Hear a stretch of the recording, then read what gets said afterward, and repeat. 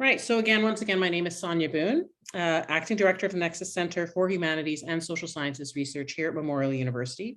And we're thrilled that you're able to join us on this kind of dreary Friday afternoon. I wanted to start with a land acknowledgement. We acknowledge that the lands on which Memorial University's campuses are situated are in the traditional territories of diverse Indigenous groups, and we acknowledge with respect the diverse histories and cultures of the Yothlok, Mi'kmaq, Innu, and Inuit of this province. I want to pass this all over to Sarah Martin from the Department of Political Science, who's going to introduce Cristiana to us this afternoon. Thanks so much, Sonia. I'm delighted to be here. As Sonia mentioned, my name is Sarah Martin. I'm an associate professor in the Department of Political Science, and I am delighted and honored to be introducing Cristiana Mueller, otherwise known as Chris, today. So Chris has an amazing background. Right now, she's a PhD candidate in political science at the Federal University of Rio Grande do Sul, Brazil, and currently is at Memorial University of Newfoundland and Labrador as a visiting scholar. And the scholarship is held from the Emerging Leaders in the Americas program, and she's working under the supervision of Sonia Knudsen, Director of the Internationalization Office. Chris obtained her master's degree in international relations from the Federal University of Rio Grande do Sul, which is in Brazil. Her undergraduate degree is in social communication with an emphasis in journalism from the University of Santa Cruz do Sul, also in Brazil. And after an after-degree specialization in university management for university managers from INPEAU, Federal University of Santa Catarina, also in Brazil. I'm delighted to welcome Cristiana here, and please, Chris, take it away. Looking forward to learning from you. Thank you so much. Good afternoon, everybody, and hello for those who are going to maybe to attend this session in another moment, and not in the afternoon. So it's a pleasure to be here. And first of all, I would like to thank for the opportunity, and I have to mention some important persons for this. First of all, it's Sonia Knudsen for sure, who is advising me here and who was able always to welcome me here at MUN. And then I also have to thank Amanda Bitter, who I did a contact and who gave the great intermediation process to really to happen this presentation. So thank you once again. And for sure for Nexus Center, for Sonia Boone, thank you for the opportunity as well for doing all this kind of, administrative and organization process. And in the same time, I would like to thank Erica, who created the poster for this presentation, and for sure Sarah Martin from the Political Science Department here at MUN as well. Thank you for the audience, and I'm really hoping to learn, to be available to have a discussion after my presentation. So thank you again for your time, and in this rainy spring day here in St. John's. I'm going to share my screen, and then we can just move forward. So I think you're able to see the screen, right? Great, okay, thank you, Amanda. So, well, I'm not going to repeat about, the title of the research that I'm developing, but it's, I will just mention that it's a provisory title. Why does it mean? It's because my research is in the process. So on the end of this presentation, I will reinforce that I'm very open to receive any kind of suggestions from you all who are here, and from any kind of question as well, in order to really to move forward and to create new findings. So, and just before moving, I just would like to introduce you where I'm talking about and what is my own perspective, my not exactly bias, but what are my worldviews. It is something of the expression that I use that are important to my research. And just to let you know, well, on these maps, that where I'm coming from, and also you can see some flags or some images, here that represent sort of my personal trajectory and academic as well. So first, I'm coming from Brazil, so on the south of Brazil, which is called the province of Rio Grande do Sul. And then the right side, this is in red, this is the map of my city, where I'm located, where I work. And from there, I have to create some global and international perspectives on internationalization of my research, working as a practitioner since 15 years. In a university in south of Brazil. So, and you're all more than welcome to visit me there. So, and my background, my personal background and academic, so it's a kind of international understanding already. So my heritage, it's my grandparents, they came from Germany to south of Brazil as immigrants. So I already have some ideas about the world, about Europe, so context in terms of cultural aspects that I always use to continue with in my daily life. For example, my first language wasn't Portuguese, which is the official language in Brazil, but it was German because of my heritage, because of my contact with this culture. And I grew up in countryside, so which means that it wasn't so easy for me also to understand the process of education, and education for me, it makes a lot of difference. Then you can see, which is called here, the next photo about UNISCI. UNISCI, it's a acronym from the university where I studied, where I did my undergraduate program and where I work for. And then I did in 2006, a first international experience, really. It was here in Canada.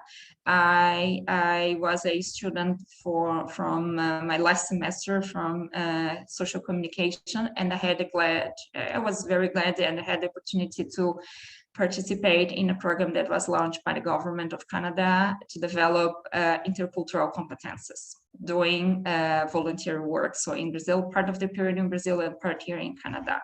So that's why I put the flag, and that's why it comes to the next image here, that it's about I'm always opening my eyes to the world. So from countryside, from immigrant also heritage, what I'm seeing, what I'm interested to know more about the world and about the context. So the outline for today, after this introduction, self-introduction, it's about some introductory elements about the field of my study, my research, and then some important elements from the research, which will be like the problem, the hypothesis, the purpose, the methods, etc.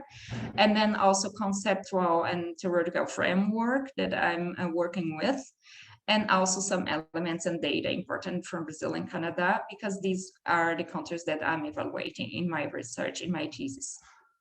And then as a research, it's always not an end in itself, but it's a process of learning always. I would like just to finish by giving you some challenge that I'm facing and open to receive any comments. So the introductory elements that I would like to mention in this interdisciplinary approach, it is between political science, much more specifically between political culture and internationalization of higher education. It's that for me, education and politics in general, they are very strong linked. So we can see this worldwide in different countries, wherever the country is, for Brazil, for Canada, and other different countries in the world. So there is an approach, and are they really studied interdisciplinarily? This is one of important questions. But internationalization is still very little studied in political science, and vice versa. Education is studied in political science, but not internationalization of higher education yet. And both disciplines, they're also social science oriented. So it means that society, people, it's important for both. We have to consider this. So that's why my next introductory and important element, it's about people and individuals, they are central for internationalization and political culture. Why, if we say that people are important, we don't have one single person developing internationalization. It's always about creating interaction with other peoples, and specifically here for different countries. even considering this, institutional approach is something that it's common use for understanding, for development of concepts or, studies about internationalization. What does it mean? It's that most part of what we see, what we read about internationalization, they are built through an institutional perspective, considering institutions, universities, for example, perspectives, strategies, needs, importance, and also national or international. So what about individuals? What is this very important for individuals? Where are the individuals? Where are the core of this process? So, and that's something that I want to develop through the lens of political culture. Why? I'm going to explain a little bit later, but political culture, it's become developed based on the understanding of beliefs, values, and attitudes of individuals in a society. To explain why a society A or B, it's different in terms of the political aspects, but I'm going to take this advantage of this understanding, of this conceptual understanding of political culture, also to understand internationalization process. And then to do so, Brazil and Canada are countries that have different processes of internationalization. And here I'm just to mention that I'm going to consider this period of time to do my research from the 90s to 2020. Why this period? It's because from the 90s, it's when the internationalization become much more developed in different countries, especially in Canada and in Brazil. And it's also the period that represents, a lot of development of democratic regimes and countries in the world, including Brazil, for example, which means much more liberties and possibilities to interact people, which means also to affect and to create new environments that are enabling much more internationalization process.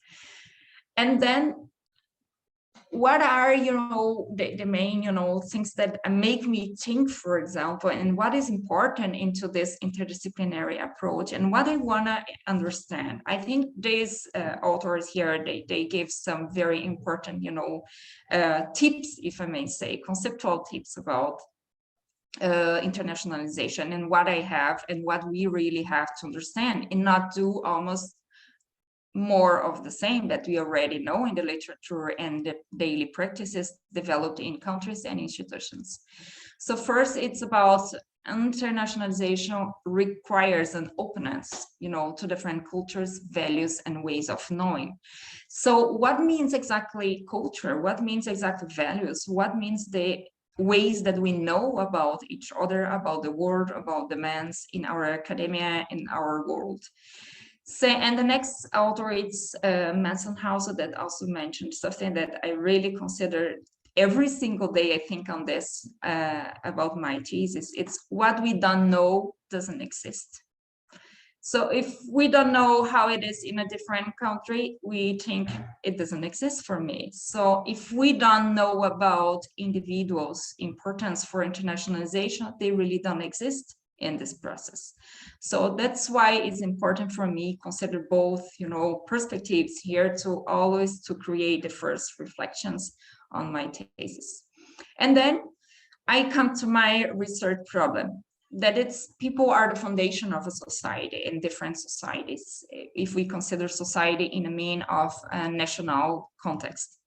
So, and their relations are also very important for internationalization process, as I've already mentioned.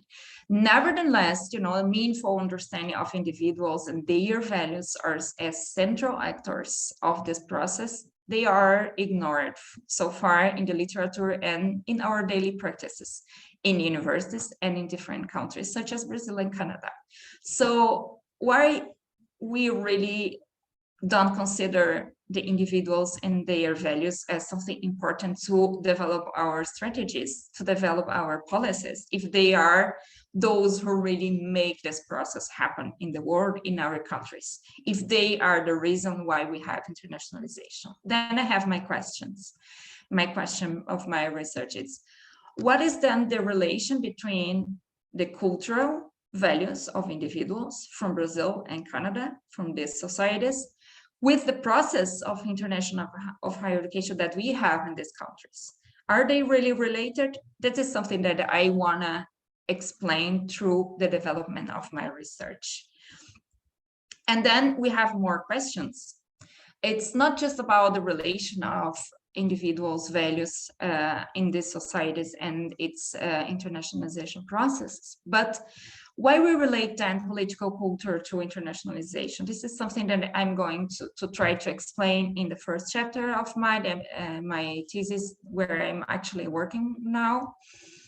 It's really internationalization something important to the society in the way that we see in the literature. If it is important, what we should consider, what we have to develop to really to have the importance that it should be. And what are the values of internationalization? This is a huge discussion we are facing right now in terms of different scholars that are just addressing a lot of critics about the colonization, about, you know, the liberal aspects that internationalization are taking right now, all the economic, you know, rationales that are driving the process in different countries. What about the values of the internationalization? What is this for, this process created for? According to UNESCO's perspective, it was created to develop a peaceful world. Are we really considering this into our daily practices, in our policies, inside of our strategies, in our universities and in our countries? So for me, it is also important to understand during the period of the research that I'm going to develop in the past 30 years. So what are the cultural values from Brazilian and Canadian societies? And are they related to the process also during this period of time? And can we really say that individuals' values really determine in a way that create impact, not in a negative way, but in a positive way in terms of creating reflections? And if individuals' value really determine the process of internationalization in our country or in a specific country, but I'm going to consider Brazil and Canada as cases to this study. And between individuals and institutions, also I've already mentioned, we already have the literature, the mainstream literature about internationalization with the institutional approach. So as I'm thinking to the importance of individuals and their values, it means that I'm going to create a new approach, that I'm going to call it as bottom-up approach for internationalization. But then between the bottom-up and the top-down, which is the institutional approach, is there a middle way? Can we maybe work together? Can we really consider what is already developed in these countries in terms of institutional and national interest and also individual interest or not? Is there is a not possibility to develop this in a middle way? So these are all questions that makes me consider the hypothesis. And the hypothesis for my research, it's about individuals, and individuals here are understood as citizens, as part of a society. So that's why I'm using quote norm here to understand what are individuals for me and in my research. And if their values, it means individuals, but also as part of society. So that's why the values of a society in Brazil and Canada determine the process of internationalization. For me, it determines the process of internationalization of higher education. And in Canada, it is internationalization, it is an organized process with national interest. It means that with institutional approach, with institutional interest, that converge with secular, rational, and self-expression cultural values. What does it mean exactly? What is a secular, rational, or self-expression values? This is something that I'm going to explain you in another slide. It's about the perspective from political culture. And in Brazil, we have non-national structured and reactive process of internationalization that converge with traditional and survival cultural values. So this is the way that I consider that the process that we have in these countries, they are different, and they are different because we have different values orientating this process. If this hypothesis is true or false, this is something that I'm going to find in the end of my thesis. And this is the pathway to develop these ideas and also to respond to the questions and the problem. I'm thinking to develop these 5 different topics in terms of the idea of the thesis in general. It's about The first one, it's really to develop the interdisciplinary understanding between internationalization and political culture. And I'm doing so, and I'm working with this right now. It's about presenting what are the convergences and what are complementarities aspects of these disciplines. And then next, also I have this development of interdisciplinary understanding. It's about building a bottom-up approach that I've mentioned through the understanding of individuals, values, society, and internationalization. It's trying to answer if internationalization is really important to society. What are the values of internationalization? What are the values in terms of individual? What are the perspective and understanding of values, beliefs, and attitudes in terms of political culture that I can create this approach and understanding of a bottom-up approach for internationalization? And it doesn't exist yet. So we don't have a conceptual development of individuals as important as a core part of the process of internationalization. Some studies talk about the importance of professors, the importance of mobility of students, but they don't go very deep into the understanding what are these actors and important actors in this process, and what is important to consider as part of these actors to really to have the internationalization a positive, and a process that creates contributions to society. And then moving to the next step, and it's the importance for me, it's also to present then both countries. So also I have to already, what means the interdisciplinary understanding of these disciplines, and then what is the core of a bottom-up approach in internationalization, both examples that we have in terms of Brazil and Canada in the 30 years. So in this perspective, I'm going to present qualitative data about a quantitative data as well, but much more with a focus of qualitative data of political values based on the World Value Survey from this period of time from both countries. And I'm also going to present how are the process of internationalization being developed and how they are nowadays in these countries as well. So in this chapter, I'm going to present the values with a perspective of political cultural values of these societies, and also what are the process of internationalization in both countries with their specific characteristics. And then I'm going to expand, to go deeper into the understanding of both countries and the perspective of an interdisciplinary understanding. It's doing a qualitative analysis and to test hypotheses through a use of some of the variables of this World Value Survey, but with focus groups. And the focus groups will be students and faculty from universities from both countries. So, and then I really go inside of the audience of internationalization to consider first the whole view of both societies, and then to go deeper into the audience that really works with the process of internationalization in both countries and who are involved where it happens, which means in universities. And then in the end, it's about creating really, then I have the development of the bottom-up process, and then to create a kind of dialogue between the top-down process that are already presented in the previous chapter, and that are developed in both countries, which means to try to understand how values are related to public policies, to policies of internationalization of higher education in both countries. And then it is to consider all these steps, it's important to deliver, to understand how to deal with it methodologically. So the basis of my study is qualitative based, but comparing, the findings that I'm going to have from Brazil and Canada.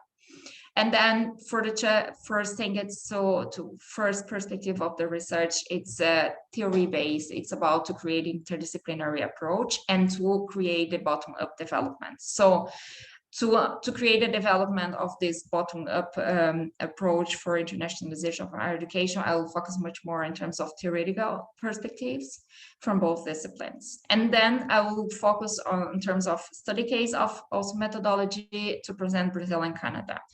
in terms of the policies and governmental policies, public policies developed in both countries, focusing on internationalization of higher education, and also the data about World Values Survey. And here it's important. I'm going to later to present what is exactly the World Values Survey, but I have a lot of data available there. For sure, I'm going to choose those who are much more related about the context of internationalization and also cultural values in both societies. And then to evaluate this data, I'm going to use our studio to process this and trying to create correlations between the findings. And correlations between here, more precisely, it's about the values in both societies and also the data that I'm going to have about internationalization in both societies in the period of time from the 90s to 2020. And then I go further, it's also to use the survey. I'm going to reapply, the same variables from World Value Survey, kind to test in a deeper way with these target audiences, with this focus groups, but using always the same variables. I'm not going to use different variables. It's really to retest the hypothesis into this focus groups. And then finally, I hope to be able to create a additive approach by driving, that will be driven by the insights from all the previous, development in terms of theoretical perspectives, in terms of the data, qualitative, quantitative data, and the correlations that I will have from the relation between the values from the societies and the internationalization data from the societies as well. And then to understand rethink about the values, rethink about the values of internationalization, the concept of internationalization, what is this for exactly, if what we have in the literature really responds to the reality, etc., etc. So, and just to go deeper to explain about the World Value Service, for those who are not familiar with, I'm sure those from political science, they're much more familiar than from other disciplines. But this survey, it's launched since the 80s, and they used to be done in different waves in period of time with a longitudinal national sample survey, and Brazil and Canada are part of this data. And why I'm choosing, to use 3 different waves, data from different waves, which will be the 3rd, the 2nd, the 5th, and the 7th waves, where Brazil and Canada are data from Brazil and Canada are available, because both countries, they don't participate in all waves from this survey. And it gives, like on the left side, we can just say, in blue, I just reinforcing those where I will consider the variables for my research that will focus in terms of social values, happiness and well-being, about the perspective of people to move to another country, for example, or not. Economic values, because it's important to understand also this aspect. Science and technology, for sure, also about proud of country, the higher education in universities, for example, it's important in this variable here. Ethical values and norms, it's something very important also here as variables to be considered, and political, culture, and demographic aspects as well. So I'm not going to for sure to consider all, you can see there in this survey, we have a lot to more than 200 near to 300 questions. I'm going to use some of them, and I'm going to show you some of the data that I already collected. So in terms in general, conceptual and theoretical framework, I will consider this important concepts that I have to develop. First, it's about internationalization, the concept and its limitations, because it is important also to focus. And this is one of the aspects that I'm going to create some critiques against what we already have, that it doesn't respond exactly from what we face, in our daily practice, and it doesn't consider something that is important than are the actors, which means the individuals and their values, for example. And then I'm going to deeper understand about individuals, but through the perspective of citizens, to develop the bottom-up approach. And citizens understood also as part of a society, is part also of the context to understand what is exactly culture, and culture in terms of the lens of political culture as well. And then also for sure values, also to understand the bottom-up approach for internationalization, values as part in the process of socialization process, which it's, you know, very basic, just seen as a relation between peoples, where is the process where we can create, you know, relations between. And I think it's also important here, it's that the socialization process through the lens of political science, they don't evaluate, for example, they don't consider the socialization process that it's done through internationalization initiatives, for example. This is also something new. And cultural values, for sure, also important to be a part of the bottom-up approach. And then finally, going to understand the institutional perspective of internationalization, also political science, to create what I was mentioning earlier about the midway. It's to not to refuse what is already developed in the literature in terms of internationalization, but to create an approach between the top down and the bottom up. And by saying this, so it's just to go deeper into, I'm not going to talk about all this perspective, but the main concept of internationalization. It's what it's called, you know, it's first, it's that it's understood, you know, this is commonly understood in the literature, that internationalization, it's not an end in itself. So it is a process to achieve another goal. And what is the goal? And for whom we are going to achieve, who is going to achieve, what perspective, you know, that we considered in terms of the goals that we are focusing on in terms of this process. And what's important here, and the main concept that I'm using will be about the definition of internationalization. It's from the WIT. The WIT calls that it's an intentional process to integrate international, intercultural, global dimensions into the purpose, functions, and provision of post-secondary education in order to foster the quality of education research for entire students, teaching, and functional body, and to give a significant contribution to society. And here it's clear that internationalization is part of social science. So, but what is the contribution? What is the society? Why we don't consider society when we develop this meaning and this understanding in our practices in our universities? Sometimes we just create a top-down process, top-down initiatives. So this is really to think, is this a correct concept for internationalization from what we see nowadays in our universities and in our countries? I'm not sure, maybe. So this is important, this concept to really to rethink and to understand where are individuals in terms of this concept, and where are individuals also in terms of part of a society. And then I moved to understanding of individuals in the perspective of citizens. So citizens as individuals as important part of a society. So we are not a individual in ourselves, we socialize, we live in a society. So this is important, and internationalization, it's part of this relation of individuals.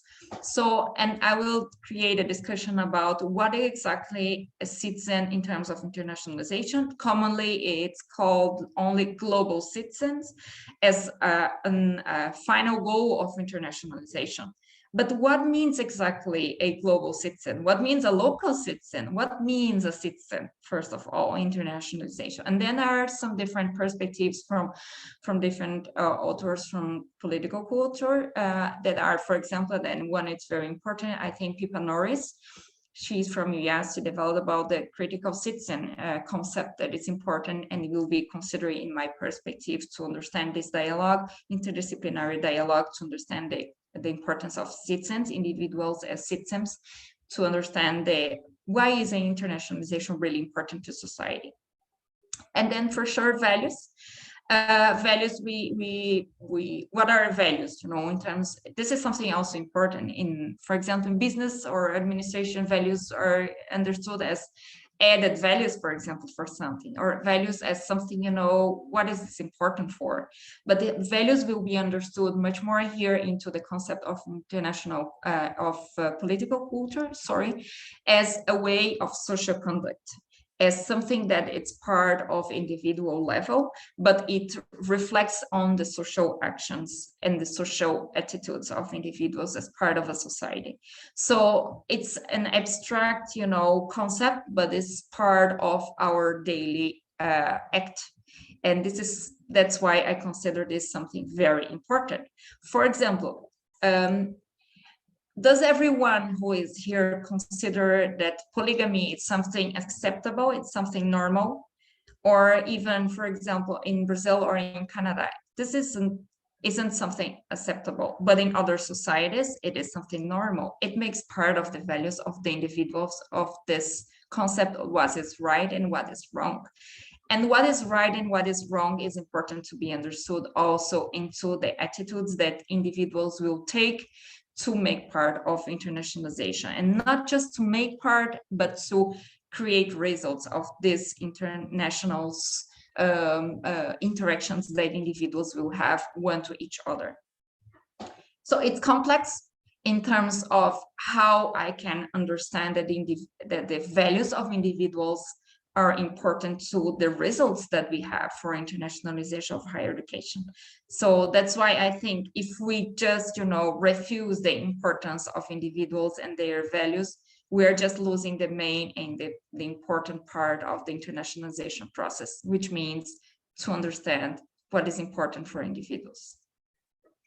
And I will also focus in my research much more specifically about the values orientation that were developed by Ronald Englehart and Christine Welzel through the development of their conceptual framework and thesis about the two different dimensions. Is that societies, they are driven by two different dimensions. In one side, we have traditional values versus secular rational values. And at the other side, we have survival values versus self-expression values. These dimensions, they develop through define how societies have the process of development of political, for example, attitudes and political regimes in different countries. And this is also, from my perspective, important to understand these two different dimensions, also to explain what are the values in Canada and Brazil, and then we can consider for the internationalization process. And here, just to make clear, for example, that this concept of Englehart and Welzel about these two different dimensions, it's that what is important in traditional values and what is important, it's almost the opposite from what we have in secular rational values. And then the other side, in the other dimension, we have survival values that are opposite to self-expression values. And they develop their thesis that socio-economic aspects, they are related to the values. They are like intervenient, like indicators that must be considered into the process. And they created also the maps, the cultural maps, that just arise from the data collected through the World Value Surveys. So, and here we can just see the different, for example, just an example on how the values of world values in different countries that are part of this survey, they changed. They have different aspects. And then we can just say here, for example, Brazil and Canada on the first map here, they are totally in different positions. Brazil, it's almost in the middle of survival values and self-expression values. And Canada, it's much more to the self-expression values. And self-expression values are, focused in terms of they have tolerance values, they are tolerant for foreigners, they have like much more gender equality, they have demands of participatory decision-making, economic, etc., etc. So Brazil and Canada in the 90s, which is the first map, they are in different positions in terms of cultural values. So which means me, and I assume, and that's why I created the hypothesis that Brazil and Canada also have different values, and that's why we have different internationalization processes. And then the second map here, it's about the same countries, but in 28. So which means that Brazil still and Canada are in different positions, but we are not that far anymore. So why we are not that far? Maybe can we also create a map, but about internationalization to have the position of Brazil and Canada, considering these changes of values, for example, from the 90s to 28, maybe. And then the third map, we don't have Canada. I could not find when I just saw on the website for the value service, and you are more than welcome to join to find, all these maps. But I think that Canada must be also on the same color, where is a kind of mustard color on the right side, which is always in the self-expression values. And Brazil already changed his position in terms of now he is much more in the middle. If we see on the vertical axis that Brazil, it's almost, in the level like near to 0, -8, which is much more to traditional values. But we changed. Brazil changed the values. Society from Brazil changed the values position. Why? Because of the different aspects that are explained to the theory of Englehart and Wells about values changed that are related to socioeconomic aspect, for example. So, and this changes of this period of time from the 90s to 2020, it's something that I will create the correlation between the internationalization of higher education in these countries as well. Hey, Cristiana. Yeah. That's Sarah here, 5 minutes. Oh my God, right, okay. So this is just to show we have right now told the different places. Individuals are in some way through the perspective of internationalization. Society in some different place, and then internationalization, even with relations of individuals, but the perspective and the concept, they are not in the same level. They are not integrated. And this is something that I want to create by the understanding of individuals as values and society as part of a cultural values as well, and internationalization as something that it's related with this. And then we have to understand political science through the perspective of the top-down approach on internationalization of higher education. And mainly it's about public policy. It's why, to whom, and to benefit whom. So this is important to understand. So for me, it's first to create the bottom-up approach, and then to integrate with policies in the institutional and in the national level. They must be integrated. They must consider it to have social impact, as the concept means. And then here we have introductory elements about Brazil and Canada. So differences and similarities. I'm not going to be very deep on it, but we have differences in terms of internationalization processes. And we also have similarities, like the perspective as Western economies, Western countries, which means that there is one of the aspects also sometimes criticized in the theory about the Western perspective of internationalization of higher education. But then I go also here to some data. And I think I'm going to go really, just to focus on some data here of Brazil and Canada. We have a lot of differences in terms of mobility. These are data from 2017. So Brazil sent a little bit more than Canada, but what is the number of students that we have in our countries? It's very different. And Canada receives much more than Brazil. This represents something why international students are coming more in Brazil, much less in Brazil than in Canada, because of public policies, right? I'm not refusing it. But what are the other intrinsic aspect on the individual's perspective to take the decision to come to Canada and not to Brazil, for example, just in terms of students' mobility? And here, if we consider this, then here we have a huge difference in terms of inhabitants in our countries. So why is this still something important to consider? It's because we have possibility to send much more students abroad, but we, as Brazil, we have a huge number of universities as well. As you can just see here, the number of universities, Brazil has 2,000, more than 2,000 universities, Canada 97. Why is Brazil unable to attract the same number of international students? Not just because of quality of education, not just because of public policies. I think it's also in terms of individual values, what creates the intention to grow to a specific country, for example. And then we go to some of the data from the World Value Survey already about Brazil and about Canada. And this is how Brazilians and Canadians feel close to the world.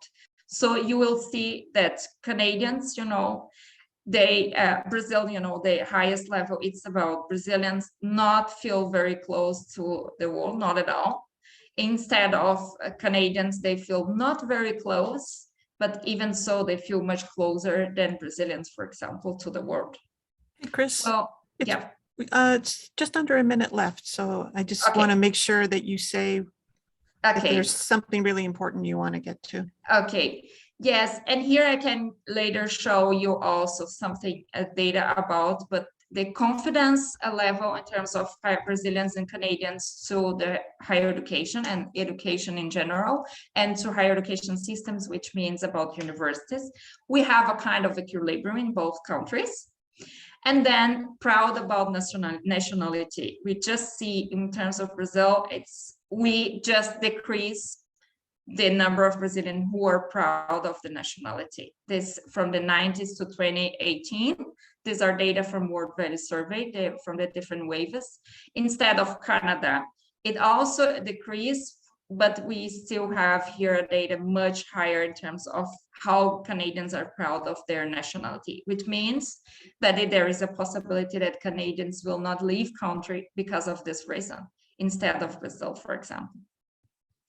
And then here it's important in last aspect and data. It's about how people are trust to people from another nationality. And then here we have from Brazil, do not trust us at all. Brazilians don't trust at all international or foreigners.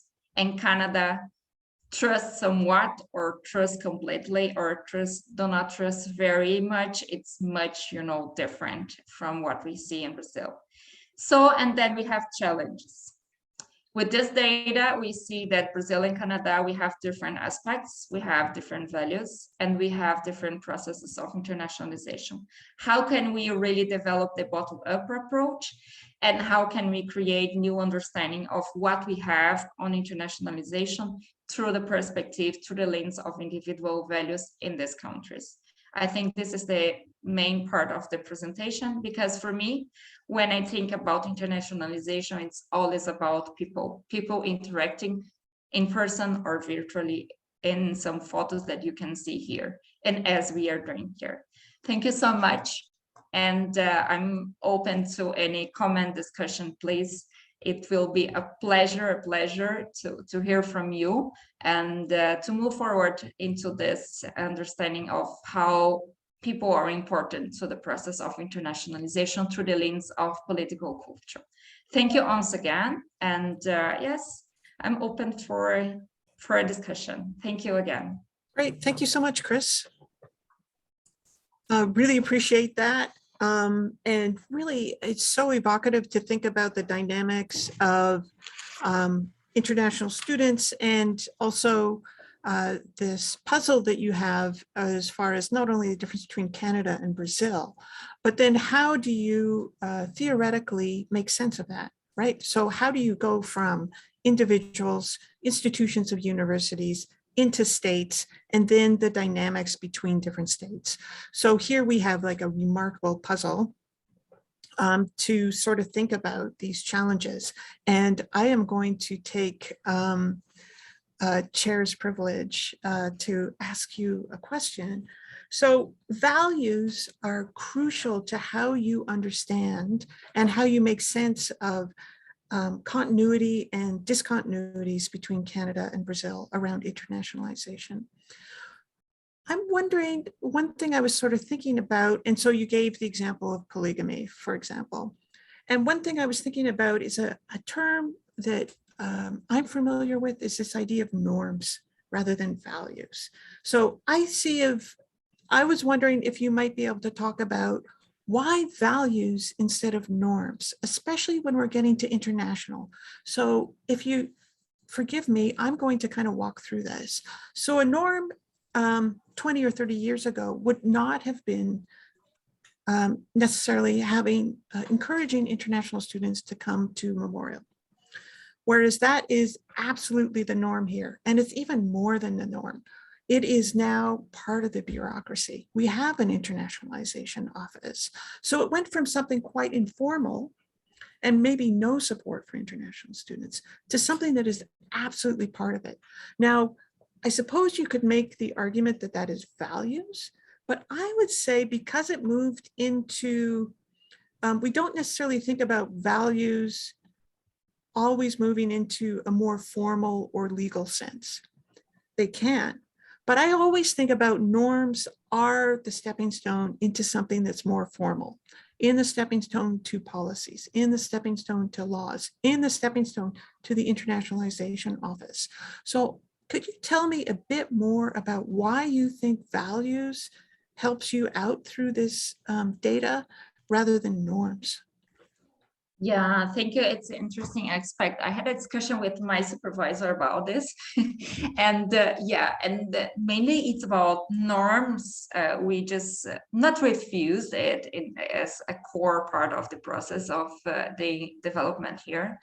But norms, they are, from what we have talked about, it's about much more to go to understand as a limitation on how individuals can act, and be involved into internationalization. And this is not what I really want to focus on, because it will reinforce the importance of norms as a much more institutional perspective, which means, norms, they are developed and understood as social it's a concept that remains into how we live socially, for sure, but they are much more understood in terms of a institutional approach. And we really don't want to focus on it. We want to say that individuals, it's important to be understood as values, as part of their process.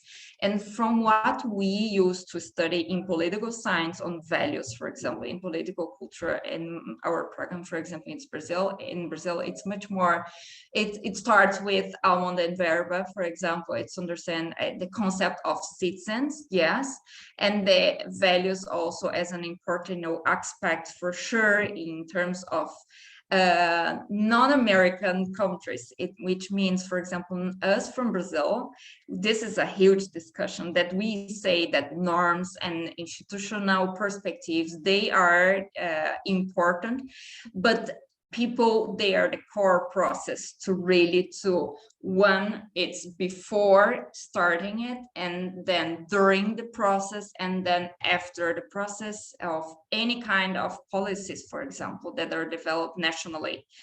Individuals and their values, which means if they are open to interact with, we will have, the norms as reinforcing it, their involvement on it, but individuals' values, if someone who considers, internationalization, for example, it's not important, I will not interact with. So we can have tons, and this is a discussion we had in Brazil, we can have money to support, to develop strategies, to develop programs, but if we don't have people to our part, if their own values, in a subjective way, make them not to consider this something important, we are just, having money spent and no the final results. I will give you an example. We had one program that was launched in 2011, and we had 100,000 students developing international I would say, mobility studies abroad. The name of the program was Science Without Borders. You're probably familiar with. It was the huge, the biggest program with the highest investment with public funds and private funds that had the intention only to develop technology, to attract, to develop technology by sending students abroad with top universities to come back to Brazil and to develop. And then the first aspect was, it was a national program. So each student from different universities could just apply and to get a scholarship with full payments. Everything was paid, everything. And then the first aspect, it is like, because of the cultural heritage we have in the south and east of Brazil, we had the highest number of students from these regions applying and studying abroad because of their perspective that they were able, for example, and they imagined that a possibility that studying abroad is something available for them. Instead of students from the north, in terms of northeast, they didn't apply very much. Even the funding was there, it was available. So why they didn't apply, for example? This is one aspect. It's because of this region, they don't see the world as part, they don't see themselves as part of the world, as part, for example. And that's why it's not about norms, it's about the individual's values, for example. Why did in some region we had the characteristics, cultural characteristics, for example, from individuals who really applied and looked for and attended, but these same individuals, most part of them, a lot of them, they just did a study abroad, they went back to Brazil.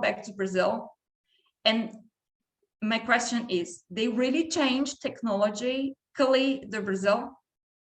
No, because they look at this as an individual experience and not social change, really, how the program was used to be developed, So that's why maybe individuals in Brazil, they don't focus socially in terms of the development of the society. They are not in the civic, understanding, in the civic concept of political science from Almude Verba, for example. So that's why we were just thinking, maybe the values of the individuals of Brazil, they really make them, yes, to interact with an international program such as Science Without Borders, but they are not committed with the final results to the society, because it's a self-experience only, for example. We were just, why we don't have this kind of result, They had the fund, they had the scholarship, etc., etc.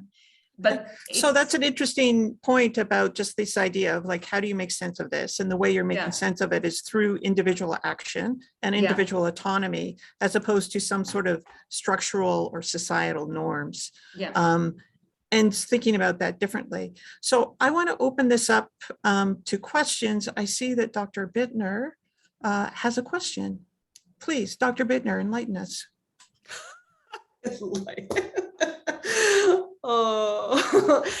Cristiana, this was super interesting. Thank you so much. I have learned a lot.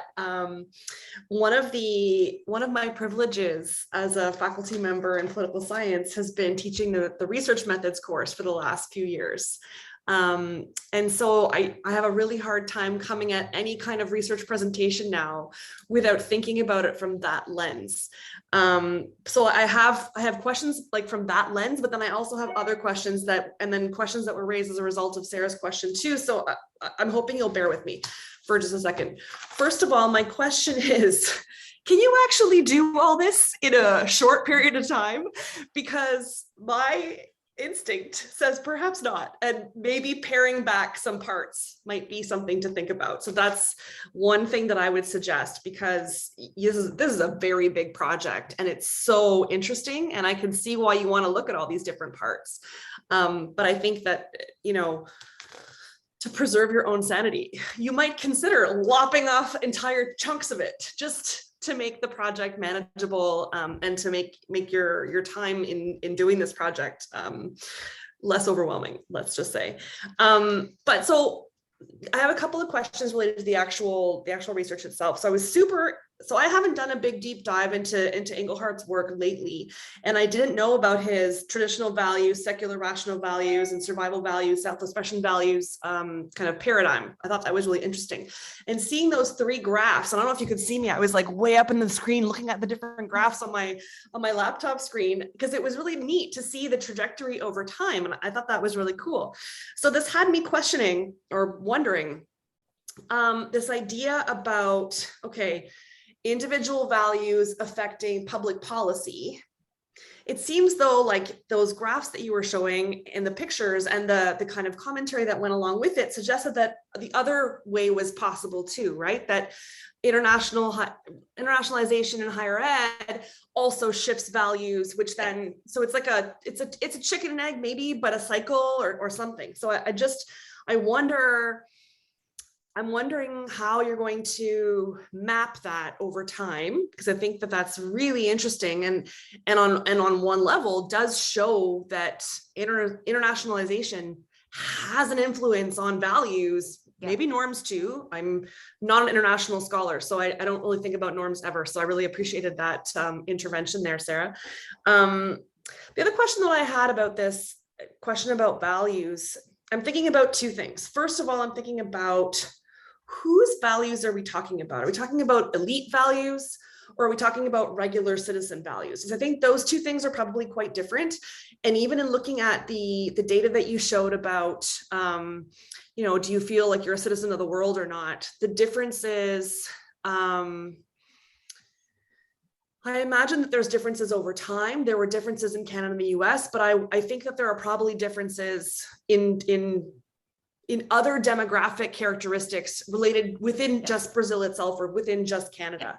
And I think that you touched on that a little bit just now in your response to Sarah, where you were talking about, students from the, why can I not, my brain's not working, the Southeast, being likelier to apply to this, Science Without Borders than other citizens. And so I'm wondering if you can break down the values within the country a little bit more. Like, do you have a region variable that we could integrate into this to look at what's happening in Brazil, for example, or what's happening even in Canada? Because I think that probably there's a lot more urban students who are more comfortable traveling and being women of the world than rural students, for example. And I'm just guessing. I don't actually have any data to support that hypothesis either. And so I'm wondering about kind of different values within a particular country and how that influences public policy.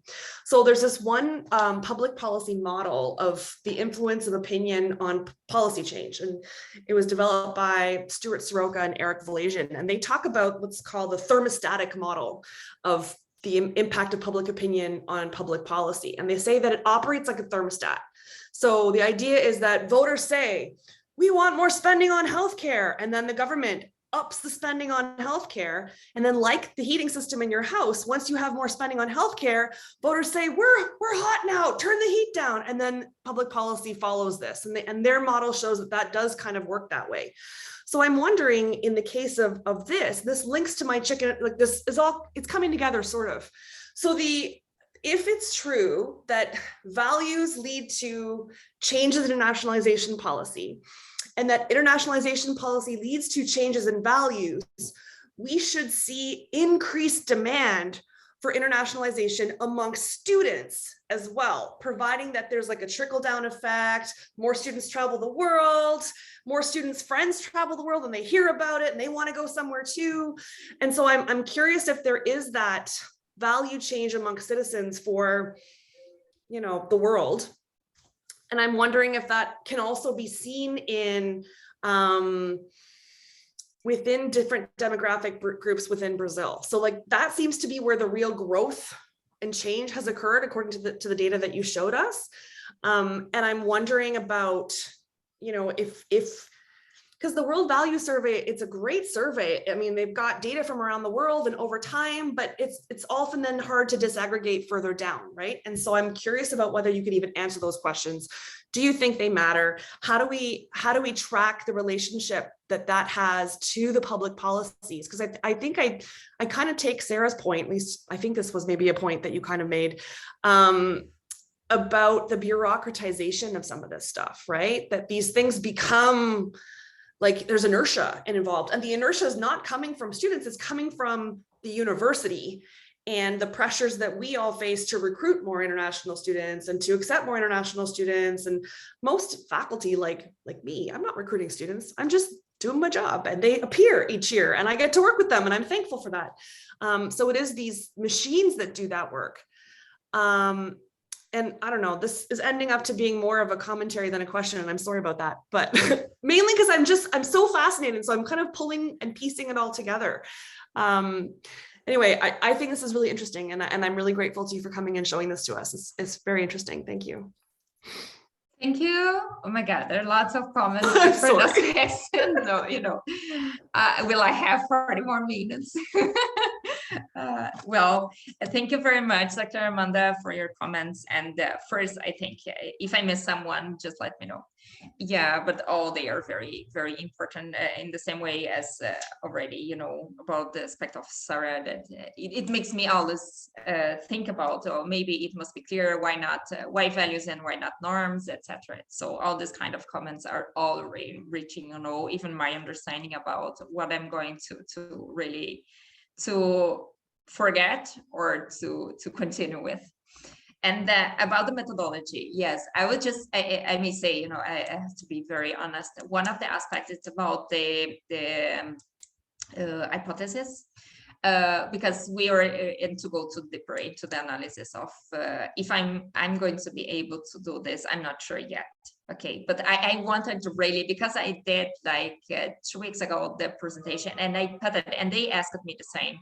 So I really wanted to put this here. I really wanted to develop, but I'm sure that maybe if I will not be available because of time, especially because of time, then I will do this later in a postdoc or etc. But I really think, and this is one of the aspects, that it's important, to maybe to create this kind of deductive approach. I know it's hard, and it takes a lot of time in terms of really something mature in terms of the development of the theoretical and the findings that we'll have.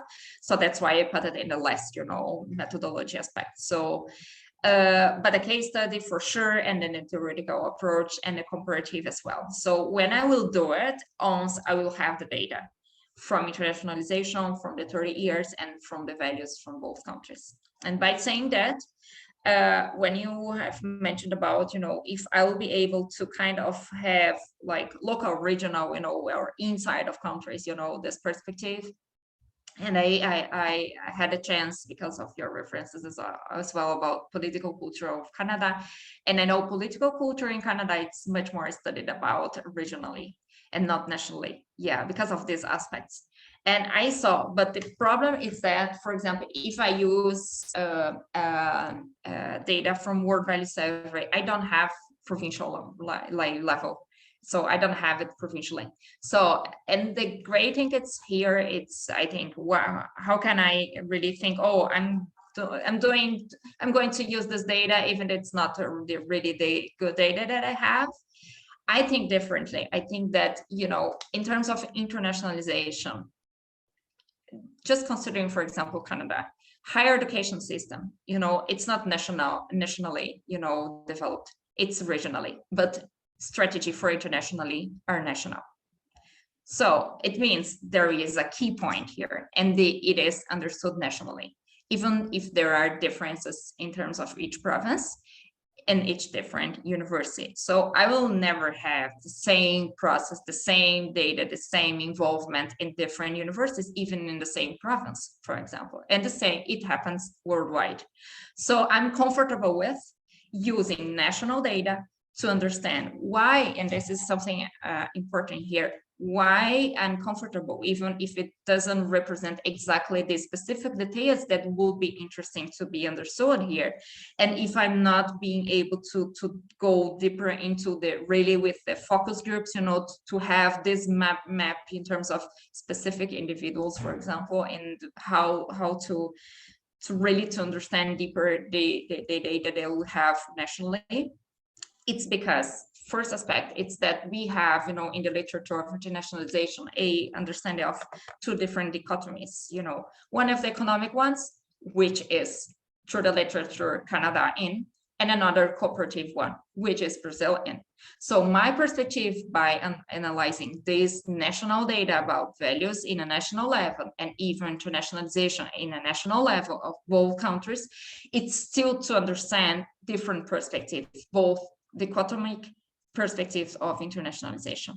And when I do so, each country used to be, you know, worldwide in terms of internationalization, being part of one or another one of this. If I compare, you know, the values that I have from the data of World Value Survey from Canada and Brazil, it means that I'm going to have a much broader view of that maybe could also help other countries that are, you know, focusing in terms of the economic perspective as Canada does in terms of internationalization by recruiting international students, for example. And Brazil, for example, don't do this, you know, it's a totally different process. Why the reasons are different in Brazil because of a lot of different aspects. But if I have a kind of scenario, the photo of Brazil and Canada, and the data from internationalization of both countries and its values, it means, and I hope that this, you know, the idea and how I will develop the thesis will be an example for other countries to also evaluate their using World Value Survey data, for example, and their own national internationalization of higher education data as well to understand. So what we have to consider.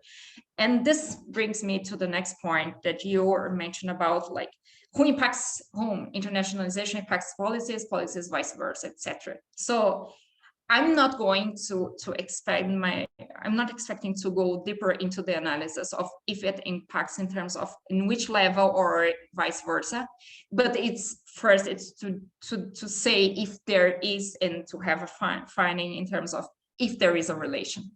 If during the 30 years, you know, the same changes that we had, you know, in Canada or in Brazil in terms of internationalization, and I know there are different changes, you know, made through a national level in Brazil and here, if I can relate that to the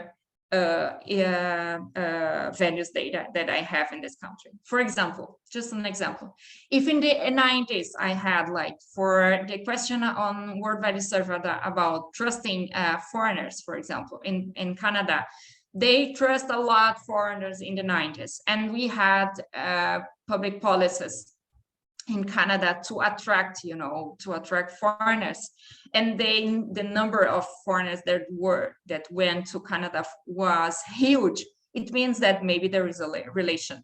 If there is not relation, so, or if the data from these different perspectives show something different, so maybe there is not a relation. This is my point of study. It's really to understand if there is a relation, and if so, how I attain my hypothesis that I think it is, then we can move forward, you know, to understand that, okay, there is a relation, and maybe dear like politicians or, you know, decision makers, you should consider the values of your society. And then how can I, as a university, for example, practitioner of internationalization, if I know there is a relation, maybe then I can go deeper in my own strategy in my university to understand what is my specific audience, what are the values, and then I can do, you know, internal, like, small surveys with my students, with my faculties, to really to develop my institutional strategies that focus on it as well. So this is something, because the dimensions, the literature of internationalization already focused in terms of different dimensions, which are different levels of target audience, if you may say, or, you know, the focus, the international level, the national level, the regional level, the institutional level. nothing about the individual level. So this is really, it's to understand if there are relations. If so, then we should move forward into really, these are the aspects that we should consider for next public policies, for next strategic institutional strategies that we should develop that really are linked to the individuals, to the people who are the core part of this process. And I think this is almost about which values that which is the audience that I'm focusing on. It's, this is, I have to, and I was afraid before starting with this about the same aspect that you were asking about if I know that there are differences in terms of Brazil regionally or institutionally, how can I say this is the map of a national level, But this is the general way that we have had in studies in political science, for example, using word value survey. And unfortunately, in terms of the data for values, the old results for values, I know that in Canada, I don't have this data regional or, each province to compare, to go deeper into a smaller, and I would say, if I may say like this, audience. But in Brazil, we have. But if I'm using both, I have to use equal, So in terms of what are the data, and I will consider both nationally data only. And what else? And I'm interested to know more about. I would really, maybe we can talk later. Dr. Amanda, about what you have mentioning about public policies based on public opinion, for example, because this is something we don't use, and I must be clear on it. This is something that I have. That's why it's on my last topic. Public policies, I have to develop it yet. So much more in terms of theoretical perspective as well. Why? It's because in public policies, in political science in Brazil, we used to focus each master or PhD student.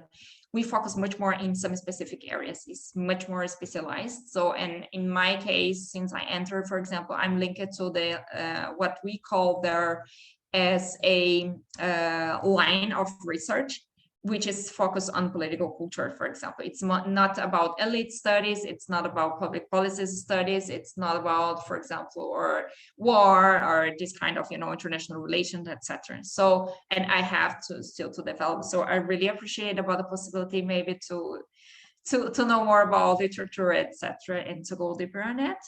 And yeah, I think that's it. I don't know if I replied or I checked all these topics that you've mentioned. Great, thank you so much. You again. Yeah, great questions. And I really appreciate the methodological questions because that's outside of my bailiwick. Dr. Boone, please enlighten us. I'm just first to say thank you for the presentation and give me lots to think about, and also give me lots to think about because I come at this from someone who does not understand charts in any way, shape, or form. Quantitative work is not my world. So generally, if I read a quantitative paper, I ignore the chart and go to the text. So my question actually is, I was thinking back to your example that you gave in response to an earlier question about who took up various things, opportunities to go out of Brazil. And my question is values enough? Because I'm thinking things, for example, what about structural issues like economic situation or cultural or social capital, how those play a role? That's one question about it. And just as a way of, as a thinking through of things, that it's not necessarily only about the individual reasons why people go through. But then I went into my hat of being a grad coordinator, and sadly that made me very cynical, and that has nothing to do with your research. But the reason is because you put out there, and I found that very interesting, the UNESCO definition versus the OECD definition, right? This notion of the social good versus the economic good. Yeah. And what I see happening, and not just at this university, is the values of the social good being leveraged for economic good reasons, right? And so what I see is we have fantastic applicants, international student applicants that apply to our graduate programs, especially. Our gender studies graduate program gets 150 applicants per year. Of those, probably 135 are international applicants who have been through the university going out to recruit, right? So the university makes certain promises when they do their recruiting. We can only accept maybe 15. Of those 15, then those apply for study permits. The country makes certain promises to those students. Of those 15, I would say half don't get a study permit because in some countries, 80% of study permits are not approved, right? So we've got this system where internationalization is seen as a social good. And I honestly think it is. I love working with international students and I love the intersection when people come from different places and you have this conversation together in class. I think it's fantastic, but we have that intention with the economic good, right? And to the point where you then have students who are caught in the middle of systems that, as you go back to your home point, it's about people.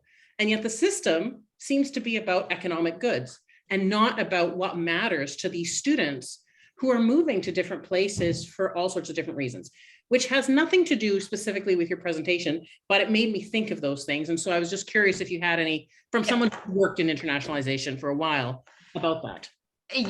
Yeah, this is really something that I may say now I'm just going to add like another anecdote and a personal experience. You know, I'm from a South country. I'm from a country that worldwide it's known for a lot of stereotypes. And then you go to a conference and then you're going to meet someone, just an example, someone from a university from Canada.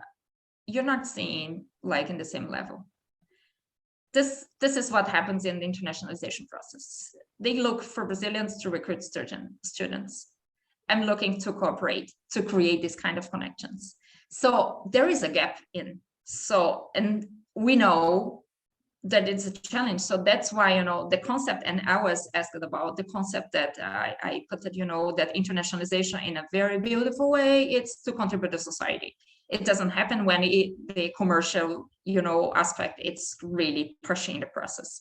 And this is my critique as well. I truly believe, and I think something is wrong here. It's because we are just losing to understand why are we developing. So, and why it's about creating connections between people from different places. And that's why I have to consider why public, you know, and just an overview about the internationalization process, all, you know, why universities in Canada are pushing this commercial way. Not all, there are a lot of good initiatives in terms of internationalization as social good, and their own, you know, critics against also in terms of internationalization, even in Canada or other countries, they're no driven by this commercial interest.